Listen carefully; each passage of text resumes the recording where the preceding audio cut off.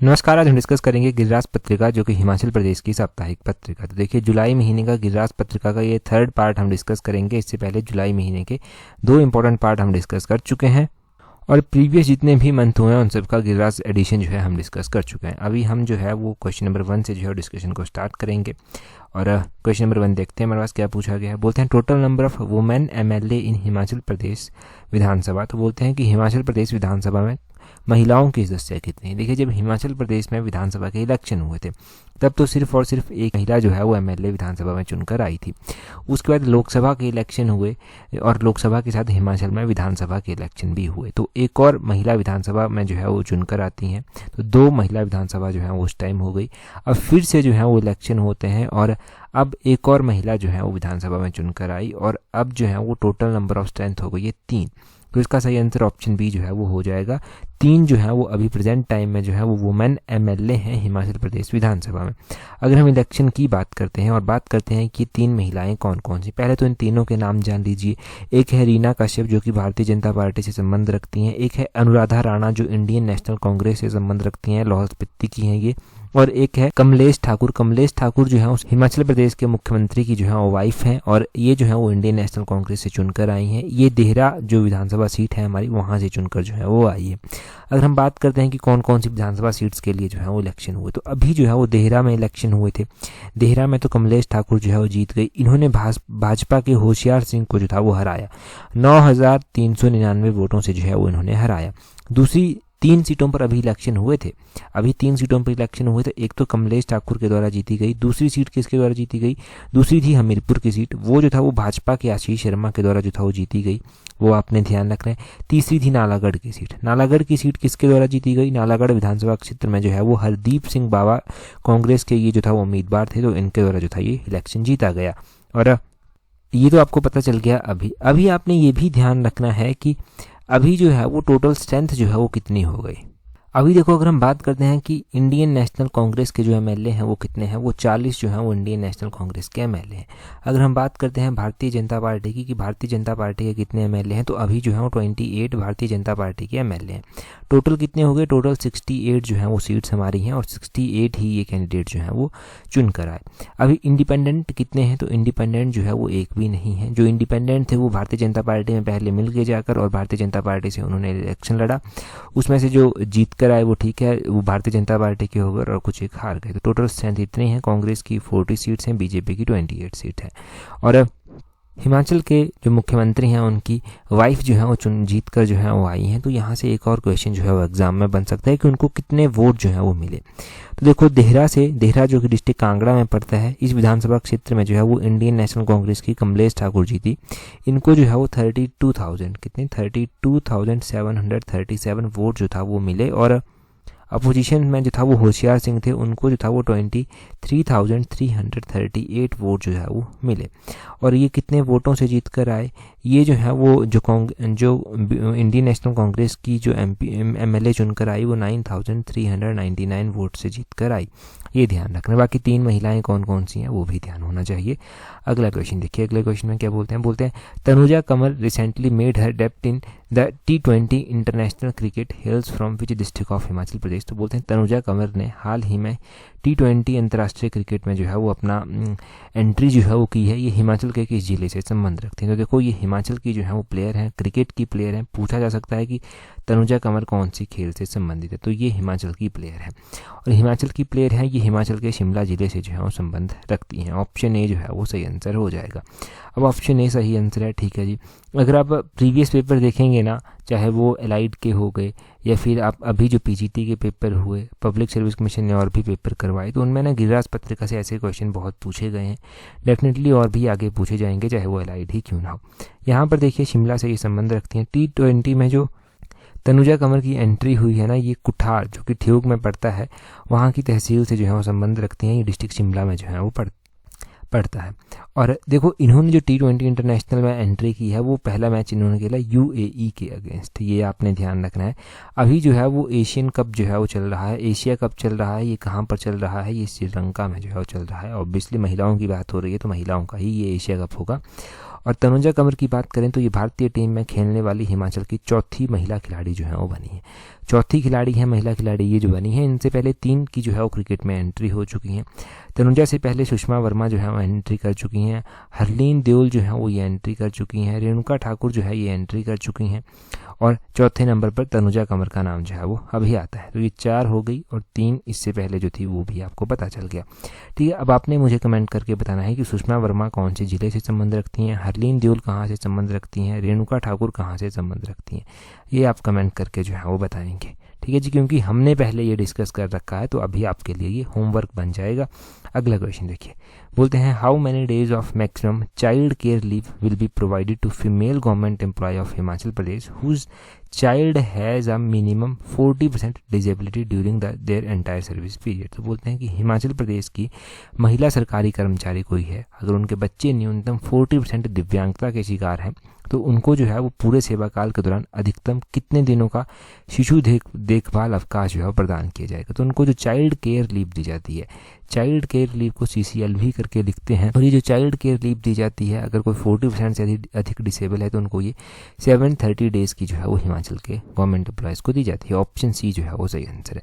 ये question important हो गया और ऐसा ही ये क्वेश्चन हमने पहले जैसे डिस्कस किया था और वो लास्ट टाइम शायद टेट में पूछा गया था। ठीक है जी, तो इन क्वेश्चंस को लाइटली ना ले, नोट करें इन क्वेश्चंस को साथ साथ में। यहाँ से हम कुछ और भी देखेंगे। पहले तो आप ये देख लीजिए कि हिमाचल में जो सरकारी कर्मचारी है महिला, उनके बच्चों को न्यूनतम 40% दिव्यांगता हो अगर किसी को, तो पूरे सेवा काल के दौरान 730 दिनों का शिशु देखभाल अवकाश जो है वो दिया जाएगा। चाइल्ड केयर लीव जिसको कहते हैं, ये जो है वो प्रदान की जाएगी। ये निर्णय सरकार के द्वारा जो है वो लिया गया है। और इससे पहले हमने क्वेश्चन क्या पढ़ा था, हमने क्वेश्चन पढ़ा था कि शिक्षा विभाग में जो महिला जो कुक जो होती हैं ना, जो मिड डे मील बनाती हैं, जो रसोइया सहायिकाएं वहाँ पर तैनात हैं, कार्य कर रही हैं, उनको जो है वो मातृत्व अवकाश देने की बात सरकार ने कही थी। तो उनको जो मातृत्व अवकाश दिया जाएगा वो 180 डेज़ का जो है वो दिया जाएगा। जो महिला कुक वहाँ पर लगी हुई हैं उनको जो मातृत्व अवकाश दिया जाएगा वो 180 डेज़ का जो है वो दिया जाएगा। महिलाओं के हित में और भी फैसले लिए गए हैं, जैसे कि 1500 रुपये देने की एक बात कही गई है, वो तो अलग से क्वेश्चन बनता है। एक और आपने ध्यान रखना है कि 20,000 मेधावी छात्राओं को जो है वो स्कूटी खरीदने के लिए 25,000 रुपये की जो है वो सब्सिडी दी जाएगी। ये भी सरकार ने कहा है कि जो 20,000 मेधावी छात्राएं हैं उनको जो है वो स्कूटी खरीदने के लिए 25,000 रुपये सब्सिडी देने की सरकार ने बात कही है। तो ये इंपॉर्टेंट पॉइंट्स जो हैं वो बनकर आए यहाँ से। ये सारे के सारे आपने ध्यान रखने, एग्जाम पॉइंट ऑफ व्यू से इंपॉर्टेंट है। नेक्स्ट क्वेश्चन देखते हैं हमारे पास क्या पूछा गया। बोलते हैं Himachal Pradesh stands at what position in country for Aadhaar enrolment of 0 to 5 year age group. तो बोलते हैं कि हिमाचल प्रदेश 0 से लेकर 5 वर्ष जो आयु वर्ग है इसमें आधार नामांकन के लिए देश में किस स्थान पर है। देश के ये पहले स्थान पर हिमाचल प्रदेश जो है वो आता है। ये आपने ध्यान रखना। ये भी गिरिराज पत्रिका में आया था। क्या कॉन्टेक्स्ट था, क्या पूरी बात थी, वो जान लेते हैं। कॉन्टेक्स्ट ये है कि जो UIDAI है, UIDAI का नाम आपने सुना होगा, unique identification authority of India इसको कहते हैं। इनके द्वारा जो है वो अपना इनका जो रीजनल हेडक्वार्टर है चंडीगढ़ में, वहाँ पर जो है वो इन्होंने जो है वो हिमाचल के आधार से जुड़े हुए इस डाटा को जो है वो जारी किया। और यहाँ पर ये बताया गया कि हिमाचल प्रदेश में 0 से 5 वर्ष आयु वर्ग के जो आधार नामांकन है वो देश में हिमाचल पहले स्थान पर जो है वो श्रेणी में जो है वो आता है। और आपने ध्यान रखना है कि unique identification authority of India के बारे में क्वेश्चन बनता है। इसकी स्थापना कब की गई थी? इसकी स्थापना की गई थी 2009 में। 2009 में कब इसकी स्थापना की गई थी? तो इसकी स्थापना जनवरी 28 को जो है वो की गई थी। और 2009 में जो था वो इसकी स्थापना की गई थी 28 जनवरी 2009 को। ये आपने ध्यान रखना है। कई बार ये भी क्वेश्चन पूछा जाता है एग्जाम में कि आपका जो आधार नंबर होता है वो कितने डिजिट का जो है वो होता है। तो वो 12 डिजिट का जो है वो आधार नंबर जो है वो होता है। ये भी पता हो आपको कि 12 नंबर का ये आधार डिजिट होता है। इसके अलावा हिमाचल के जो उद्योग मंत्री हैं, आपको पता होना चाहिए कि हिमाचल के उद्योग मंत्री कौन है। तो वो हर्षवर्धन चौहान है। हर्षवर्धन चौहान ने ये भी जानकारी दी कि हिमाचल प्रदेश जो खाद्य प्रसंस्करण क्षेत्र है, इस क्षेत्र में जो है वो हिमाचल को अपने उल्लेखनीय कार्य के लिए जो है सर्वश्रेष्ठ राज्य का पुरस्कार दिया गया है। ये सर्वश्रेष्ठ राज्य पुरस्कार 2024 से जो है वो हिमाचल को सम्मानित जो है वो भी किया गया है। और ये पुरस्कार किसके द्वारा दिया गया है? तो ये एग्रीकल्चर, ये जो है वो एग्रीकल्चर टुडे ग्रुप एक आता है, इसके द्वारा जो है वो एग्रीकल्चर लीडरशिप कॉन्क्लेव आयोजित की गई थी। यहाँ पर जो था ये अवार्ड दिया गया और ये अवार्ड केंद्रीय सड़क परिवहन और राजमार्ग मंत्री जो नितिन गडकरी हैं उनके द्वारा जो था वो दिया गया। तो ये सारा आपको पता चल गया कि हिमाचल कौन सी श्रेणी में कौन से नंबर पर जो है वो आया है। और 0 से 5 साल के बच्चों की जो आधार एनरोलमेंट है उसमें भी हिमाचल का पहला नंबर जो है वो आया है। अगला क्वेश्चन देखिए, बोलते हैं HPU यानी कि हिमाचल प्रदेश यूनिवर्सिटी वॉज एस्टेब्लाइज्ड इन। तो बोलते हैं हिमाचल प्रदेश यूनिवर्सिटी को जो है वो कब स्थापित किया गया था। अगर हम हिमाचल प्रदेश यूनिवर्सिटी की बात करते हैं तो ये भी चर्चा में आई। क्यों चर्चा में आई पहले तो वो पता होना चाहिए। इसकी स्थापना क्यों इतनी इम्पोर्टेंट है? इसकी स्थापना इसलिए इम्पोर्टेंट है क्योंकि अभी जो है वो हिमाचल प्रदेश यूनिवर्सिटी को बने हुए जो है वो 55 ईयर्स जो है वो हो गए हैं। तो 55th फाउंडेशन डे अभी हिमाचल का जो था वो था जुलाई 22 को, जुलाई 22 1970। ऑप्शन ए जो है वो सही आंसर है। जुलाई 22 1970 को जो था वो हिमाचल प्रदेश यूनिवर्सिटी की स्थापना जो था वो की गई थी। ये पता हो आपको। और इसके अलावा क्या क्या पता होना चाहिए जो एग्ज़ाम में पूछा जा सकता है? आपको पता होना चाहिए कि 22 जुलाई 1970 को जो था वो हिमाचल प्रदेश की यूनिवर्सिटी की स्थापना की गई थी। उसके बाद 25 जनवरी 1971 को हिमाचल प्रदेश को जो था वो पूर्ण राज्य का दर्जा जो था वो मिल गया था। अब देखो, इस तरह से हिमाचल प्रदेश यूनिवर्सिटी की स्थापना भी हो जाती है, पूर्ण राज्य का दर्जा भी मिल जाता है। हिमाचल प्रदेश यूनिवर्सिटी के जो वाइस चांसलर होते हैं, अभी तो देखो वैसे परमानेंट वाइस चांसलर कोई है नहीं तो क्वेश्चन कम ही बनेगा, परंतु first vice chancellor Himachal Pradesh university के कौन थे वो क्वेश्चन एग्जाम में ज़रूर बन सकता है। तो रामकरण सिंह का नाम आपने ध्यान रखना है। RK सिंह इस तरह से भी लिखा जाता है। ये जो है वो हिमाचल प्रदेश यूनिवर्सिटी के पहले वाइस चांसलर थे। हिमाचल प्रदेश यूनिवर्सिटी में जो है वो पत्राचार पाठ्यक्रम निदेशालय भी है। तो ये पत्राचार पाठ्यक्रम निदेशालय ये कब स्थापित किया गया था? तो इसने जो था वो 1971 से अपना कार्य करना आरंभ कर दिया था, 1971 से। ये ध्यान रखें।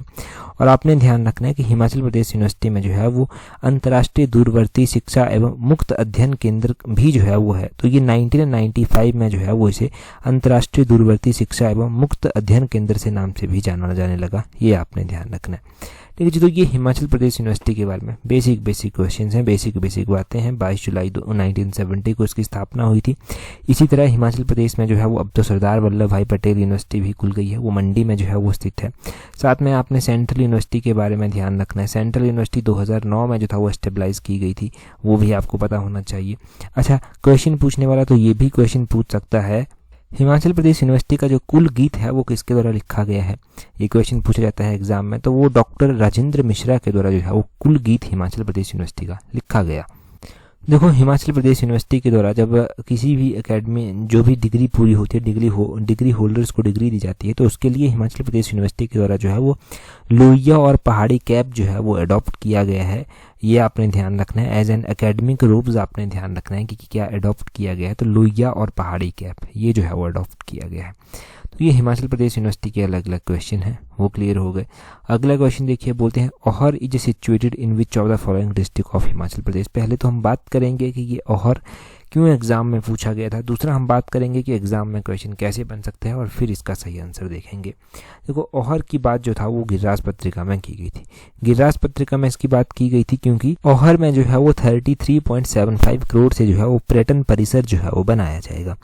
इसलिए जो है वो चर्चा में आया। आपने ध्यान रखना है ओहर कौन से डिस्ट्रिक्ट में पड़ता है।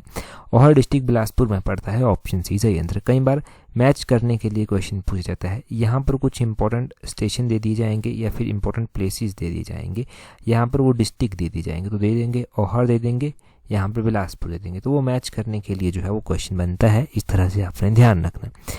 आपने ध्यान रखना है कि इस बार गिरिराज पत्रिका में जो है वो बल्क ड्रग पार्क की भी बात की गई है। वो हमने अभी चर्चा में नहीं लाया क्योंकि बहुत बार हम बल्क ड्रग पार्क के बारे में पढ़ चुके हैं कि वो डिस्ट्रिक्ट ऊना में जो है वो बनने जा रहा है। और बल्क ड्रग पार्क के बारे में आया था कि इसके निर्माण के लिए 1000 करोड़ रुपया जो है वो प्रदेश सरकार देगी। ये जो है वो चर्चा में आया था। ठीक है जी, ये चर्चा में आया था बल्क ड्रग पार्क के बारे में। और हमने बिलासपुर के ओहर के बारे में भी पढ़ लिया कि ओहर जो है वो कहाँ पर स्थित है।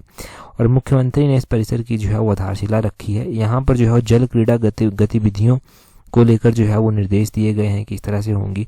यहाँ पर सतलुज नदी साथ में लगती है, तो यहाँ पर टूरिज्म को बढ़ावा दिया जा सकता है, उसके लिए स्कोप ढूंढे जा रहे हैं।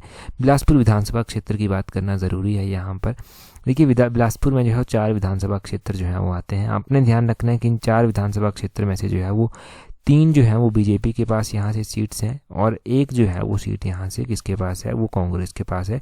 कांग्रेस की सीट जो है वो है घुमारवीं विधानसभा की और यहाँ से मंत्री हैं राजेश धर्माणी। राजेश धर्माणी के पास कौन सा मंत्रालय है, इनके पास जो है टेक्निकल एजुकेशन मंत्रालय दिया गया है, इनके पास वोकेशनल एंड इंडस्ट्रियल ट्रेनिंग मंत्रालय जो है वो दिया गया है। ये ध्यान रखना है आपने इनके बारे में, ठीक है जी। तो ये भी बिलासपुर का क्वेश्चन जो है वो सॉल्व हो गया आपका। हाँ, जगत प्रकाश नड्डा का क्वेश्चन बन सकता है क्योंकि वो इस टाइम हेल्थ मिनिस्टर जो है वो हिमाचल प्रदेश के हैं।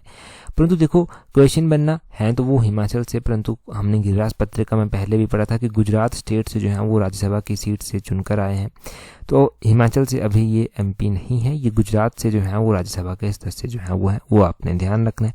परंतु हाँ, ये जो है वो हेल्थ मिनिस्टर जो है वो इंडिया के हैं। तो क्वेश्चन ये भी बन सकता है कि जगत प्रकाश नड्डा कौन से मिनिस्टर हैं। एक तो इनके पास हेल्थ मिनिस्ट्री है और दूसरी इनके पास केमिकल एंड फर्टिलाइजर मिनिस्ट्री भी इनके पास ही है। हमने क्वेश्चन पढ़ा था कि 34th ये हेल्थ मिनिस्टर हैं इंडिया के, 34th नंबर के ये हेल्थ मिनिस्टर हैं इंडिया के। एक तो हमने ये पढ़ा था, दूसरा हमने पढ़ा था कि ये 25th chemical and fertiliser minister जो है वो इंडिया के हैं। तो वो दोनों क्वेश्चन हमने पढ़े थे। अगला क्वेश्चन देखते हैं, परंतु उससे पहले देखो अगर आप तैयारी एलाइड सर्विसेज की कर रहे हैं तो एलाइड सर्विसेज के लिए टेस्ट सीरीज अवेलेबल है। एचएएस का रिजल्ट तो अभी आपने देख लिया, आ गया। जिनका हो गया वो तो मेंस के लिए तैयारी करना स्टार्ट कर चुके होंगे, परंतु जिनका नहीं हुआ उनका क्या, उनके लिए एक एलाइड का बहुत अच्छा मौका है उनके पास। एचएएस की तैयारी तो की ही है, जो कमियां रह जाती हैं उनको पूरा कीजिए, टेस्ट सीरीज प्रैक्टिस कीजिए और भी कमियां पता चलेंगी और उन कमियों के ऊपर काम कर पाएंगे। तो टेस्ट सीरीज के लिंक नीचे डिस्क्रिप्शन बॉक्स कमेंट बॉक्स में दिए गए। अगला क्वेश्चन देखिए, बोलते हैं Dhagwar milk plant is situated in which district of Himachal Pradesh. ये जो ढगवार मिल्क प्लांट है ये भी चर्चा में आया, क्यों चर्चा में आया वो भी हम बात करेंगे, परंतु कौन से डिस्ट्रिक्ट में ये स्थित है। तो ये डिस्ट्रिक्ट कांगड़ा में जो है वो स्थित है ढगवार मिल्क प्लांट, ये आपने ध्यान रखना है। अभी क्यों चर्चा में जो है वो मिल्क प्लांट जो है वो आया कि हम डिस्कस इसको जो है वो कर रहे हैं। चर्चा में ये इसलिए था क्योंकि कांगड़ा में fully automated milk and milk product plant जो है वो शुरू किया जा रहा है। इसके लिए सरकार ने 201 करोड़ रुपया जो है वो आवंटित किया है, इसलिए ये चर्चा में आया। और यहीं से हिमगंगा योजना भी जो है वो चर्चा में आ जाती है। हिमगंगा योजना भी जो है वो दूध और दूध से जुड़े हुए प्रोडक्ट से ही जो है वो संबंधित है। और ये जो डंगवार जो कि डिस्ट्रिक्ट कांगड़ा में पड़ता है, यहाँ पर मिल्क प्लांट बनेगा। इसकी जो प्रतिदिन की क्षमता होगी वो कितनी होगी, वो होगी 1.5 लाख लीटर दूध। ये आपने ध्यान रखना है, 1.5 लाख लीटर दूध जो है वो उसकी प्रतिदिन क्षमता होगी। तो ये हमने डिस्कस कर लिया। आगे देखें, बोलते हैं which day is observed as world youth skill day. तो वर्ल्ड यूथ स्किल डे जो है वो कब मनाया जाता है। देखिए वर्ल्ड यूथ स्किल डे की बात करते हैं तो ये मनाया जाता है 15 जुलाई को। ऑप्शन बी जो है वो सही आंसर है। इस तरह के क्वेश्चन में क्यूज के रूप में जो है वो पोस्ट करता रहता हूँ। और कहाँ पर पोस्ट किए जाते हैं, हम अपने टेलीग्राम चैनल पर जो है ये क्वेश्चन पोस्ट करते रहते हैं। ये जो वर्ल्ड यूथ स्किल डे का क्वेश्चन था ये भी मैंने डाला है। ये 15 जुलाई को जो है वो मनाया जाता है। सिर्फ और सिर्फ 46% लोगों ने ही जो है वो सही आंसर दिया था। लगभग 3000 के करीब लोगों ने आंसर किया था, परंतु 46% थे जिन्होंने 15 जुलाई आंसर किया था, बाकियों ने गलत किया था। इसकी थीम क्या थी, थीम देखो 52% लोगों ने सही टिक की थी। और थीम जो है वो वर्ल्ड यूथ स्किल डे जो कि 15 जुलाई को मनाया गया 2024 में। इसकी थीम क्या थी, इसकी थीम थी youth skill for piece and development. ये इसकी थीम रखी गई थी, youth skill for piece and development, ये इसकी थीम रखी गई थी। इस डे को यूनाइटेड नेशन ने जो है वो 2014 से मनाना जो है वो स्टार्ट किया, या फिर 2014 में ये एस्टेबलाइज जो है वो डे किया गया। ठीक है जी। तो वर्ल्ड यूथ स्किल डे भी आपका क्लियर हो गया। ये क्वेश्चन भी श्योरिटी है कि पूछा जाएगा क्वेश्चन। तो टेलीग्राम पर कैसे ज्वाइन करेंगे हमें कि आप ये क्यूजेस जो है वो प्रैक्टिस कर सकें। देखो टेलीग्राम पर देख लो पहले कि कैसे ज्वाइन करना है। अगर नहीं किया है आपने, इस तरह से सर्च करना अपने टेलीग्राम से @allexam31, आपको हमारा टेलीग्राम चैनल जो है वो मिल जाएगा। अगला क्वेश्चन देखते हैं हमारे पास क्या पूछा गया। बोलते हैं when was ice skating rink built in Shimla. तो ये शिमला में जो है वो आइस स्केटिंग रिंक जो है वो कब जो है वो बनाया गया था और ये किसके द्वारा बनाया गया था। देखो शिमला में ये आइस स्केटिंग रिंग जो है वो ब्लेसिंगटन के द्वारा बनाया गया था और 1920 में बनाया गया था। ऑप्शन बी जो है वो सही आंसर हो जाएगा। ये आपने ध्यान रखना है। और यहाँ से देखो शिमला के बारे में हम बहुत सारे क्वेश्चन पढ़ते रहते हैं, परंतु आइस स्केटिंग रिंग का ये क्वेश्चन काफ़ी इंपॉर्टेंट है। छोटे से बड़े एलाइड का तो ये फेवरेट क्वेश्चन रहा है, बहुत बार एलाइड के द्वारा पूछा गया है ये क्वेश्चन। तो यहाँ से हम इतना ही ध्यान रखेंगे। अभी ना हम कुछ 1 लाइनर क्वेश्चन भी डिस्कस करेंगे और ये 1 लाइनर क्वेश्चन काफ़ी इंपॉर्टेंट है। बोलते हैं विश्व प्रेस स्वतंत्रता सूचकांक, जिसको वर्ल्ड प्रेस फ्रीडम इंडेक्स भी कहा गया, ये 2024 में निकाला गया। इसमें भारत का कौन सा स्थान रहा, ये क्वेश्चन बनता है एग्जाम में। ये श्योरिटी है कि ये क्वेश्चन किसी न किसी एग्जाम में अभी तक बन चुका होगा, अगर नहीं बना है तो बन जाएगा, ये तो श्योरिटी है। तो इसमें भारत का रैंक रहा 159। ज़रूरी नहीं कि यही क्वेश्चन डायरेक्टली पूछा जाए, स्टेटमेंट में क्वेश्चन बन सकता है। इंडिया में जो वर्ल्ड प्रेस फ्रीडम इंडेक्स जो इंडेक्स निकाला गया, तो इसमें स्कोर इंडिया का रहा 31.28%। पहले ये 36.62 था, अब ये 31.28% हो गया 2024 में। ये किसके द्वारा रिपोर्ट निकाली जाती है, ये इंडेक्स किसके द्वारा निकाला जाता है, तो ये रिपोर्टर्स विदाउट बॉर्डर एक ऑर्गेनाइजेशन है जिसके द्वारा ये निकाला जाता है। और इसमें 180 कंट्रीज़ को जो है वो असेस किया गया। और आपने ध्यान रखना है यहाँ पर कि इंडिया का इससे पहले रैंक जो था वो 161 था, अभी 159 जो है वो हो गया है। आपने ध्यान रखना है कि टॉप की जो कंट्रीज़ रही 2024 में, उसमें नॉर्वे, डेनमार्क और स्वीडन जो है वो टॉप 3 में जो है वो आता है। तो टॉप 3 की कंट्रीज़ भी पता होनी चाहिए। शायद ये क्वेश्चन तो हमने डिस्कस किया भी हुआ है टेस्ट सीरीज़ में, अगर नहीं भी किया है तो यहाँ पर डिस्कस हो रहा है। आगे बोलते हैं कि बॉटम की जो कंट्री रही उसमें एरिट्रिया जो है वो एक कंट्री है, एरिट्रिया कंट्री ये जो है वो बॉटम में रही। उसके बाद सीरिया जो है ये भी जो है वो बॉटम में रहा। तो ये आपने सारा का सारा इस इंडेक्स के बारे में ध्यान रखना है। आगे बोलते हैं, आगे भी इंडेक्स का ही क्वेश्चन है। बोलते हैं विश्व आर्थिक मंच में यात्रा एवं पर्यटन विकास सूचकांक 2024 में भारत का कौन सा स्थान रहा। यानी कि विश्व आर्थिक मंच यानी कि वर्ल्ड इकोनॉमिक फोरम जो है ये इंडेक्स निकालता है, tour and travel index, travel and tourism development index निकाला जाता है। इसके द्वारा travel and tourism development index ये निकाला जाता है। तो 2024 में ये इंडेक्स निकाला गया, इसमें भारत का रैंक रहा 39, ये ध्यान रखना है। 39 रैंक रहा। जो है आपने ध्यान रखना है कि इससे पहले 2021 में 54th रैंक भारत का था। अभी इंडिया के स्कोर की भी हम देखें कि क्या स्टेटस है। स्कोर इंडिया का 4.25 जो है वो यहाँ पर रहता है। टॉप 10 की कंट्रीज आपने इस इंडेक्स में ध्यान रखनी है 2024 में। तो इसमें यूनाइटेड स्टेट टॉप में रहा, स्पेन दूसरे नंबर पर, तीसरे नंबर पर जापान, चौथे पर फ्रांस, पांचवें पर ऑस्ट्रेलिया, छठे पर जर्मनी, सातवें पर यूके और आठवें पर चाइना, नौवें पर इटली, 10वें पर स्विट्जरलैंड यहाँ पर देखने को हमें मिलता है। ज़रूरी नहीं कि टॉप का ही पूछा जाए, कोई सा भी पूछ सकते हैं। आपने देखा है पैटर्न पीजीटी का, पब्लिक सर्विस कमीशन का भी 8वां 9वां भी पूछ लिया जाता है। क्वेश्चन पूछ लेंगे कि स्विट्जरलैंड का कौन सा रैंक था, स्विट्जरलैंड का 10वां रैंक था। ठीक है जी। क्वेश्चन पूछ लेंगे कि चाइना का कौन सा रैंक था, तो चाइना का जो है वो 8वां रैंक था। ठीक है। इंडिया का रैंक के अलावा ये बाकी भी पता होना चाहिए। आगे बोलते हैं भारत के नए सेना प्रमुख कौन बने हैं। तो भारत के नए सेना प्रमुख जो है वो जनरल उपेंद्र द्विवेदी जो है वो बने हैं, ये आपने ध्यान रखना है। यहाँ से एक और क्वेश्चन हमने लास्ट टाइम गिरिराज में डिस्कस किया था, इससे आगे देखेंगे उसको भी, वो पता चल जाएगा। आगे बोलते हैं स्पेन, नॉर्वे और आयरलैंड ने 28 मई 2024 को किस देश को मान्यता दी है। देखो स्पेन, नॉर्वे और आयरलैंड के द्वारा फिलिस्तीन कंट्री को जो है वो 28 मई 2024 को मान्यता दी गई है। ये तो क्वेश्चन शायद हमने डिस्कस कर भी लिया है उत्तीर्ण सीरीज में, अब भी उत्तीर्ण सीरीज भी कंटिन्यू हो जाएगी क्योंकि लगभग लाइट का ही एग्जाम बचता है, बाकी एग्जाम कवर हो ही गए हैं। आगे बोलते हैं ला लीगा फुटबॉल टूर्नामेंट 2023-24 का खिताब किसने जीता। तो ये ला लीगा फुटबॉल टूर्नामेंट का खिताब जो है वो रियल मैड्रिड के द्वारा जो है वो जीता गया। एक बात ध्यान रखना कि अगर आपने टेस्ट सीरीज ज्वाइन की हुई है ना, तो टेस्ट सीरीज का ग्रुप जरूर ज्वाइन कर लेना, क्योंकि अभी आने वाले जो करंट अफेयर के क्वेश्चन है वो टेस्ट सीरीज ग्रुप में हम पहले अपलोड कर देंगे। जैसे कि इकोनॉमिक सर्वे हो गया, तो इकोनॉमिक सर्वे के 2 पार्ट तो हम पहले ही अपलोड कर चुके थे टेस्ट सीरीज ग्रुप में। अभी जो एलाइड का टेस्ट सीरीज ग्रुप है उसमें जो है वो इकोनॉमिक सर्वे का पार्ट 3 भी डिस्कस कर दिया गया है। वो 2023-24 का पार्ट है, जिसकी PDF हमने वहाँ पर, जिसका लिंक हमने वहाँ पर शेयर किया है आपके साथ, तो उसको देख लेना टेस्ट सीरीज ग्रुप से। ठीक है जी। अगला क्वेश्चन हम देखते हैं। अगर पेपर 1 की आप तैयारी कर रहे हैं तो पेपर 1 के लिए टेस्ट सीरीज प्रैक्टिस कर सकते हैं। टेस्ट सीरीज का लिंक नीचे डिस्क्रिप्शन बॉक्स, कमेंट बॉक्स में दिया गया है, वहाँ से अवेल कर लेना। टेस्ट सीरीज ज्वाइन करने के बाद टेस्ट सीरीज के ग्रुप जरूर ज्वाइन कर लेना। आगे बोलते हैं विश्व बाघ दिवस कब मनाया जाता है। तो विश्व बाघ दिवस 29 जुलाई को जो है ये मनाया जाता है, ये ध्यान रखना है। आगे बोलते हैं AK-203, बोलते हैं AK-203 जो है ये असॉल्ट राइफल है, इसको जो है वो संयुक्त रूप से कौन सा देश बना रहा है। तो इसको इंडिया और रशिया जो है वो मिलकर बना रहे हैं AK-203 को। इस तरह से AK-203 जैसे AK-47 है वैसे ही AK-203 है। AK-203 को जो है वो इंडिया और रशिया मिलकर जो है वो बना रहे हैं। तो ये सारे क्वेश्चंस आपने यहाँ से ध्यान रखने हैं। अगला क्वेश्चन देखिए जी। क्वेश्चन में क्या बोलते हैं who is new general officer commanding in chief of the Shimla based army training command. Shimla में जो RTRAC है ना उसके बारे में पूछा गया। शिमला में जो RTRAC है इसके जो है वो नए general officer commanding in chief जो है वो कौन बने हैं। 4 ऑप्शंस आपके पास दिए गए हैं। आर्मी के चीफ तो आपने पढ़ लिए, अभी आपने बताना है आरट्रैक के जो नए जनरल ऑफिसर कमांडिंग बने हैं वो कौन बने हैं, जल्दी से कमेंट करके बता दीजिए। इससे पहले का जो गिरिराज पत्रिका का पार्ट है उसमें ये डिटेल से हमने डिस्कस किया है और अभी आप कमेंट करके बताएंगे। That's all for today. Thank you very much for watching and listening it very patiently.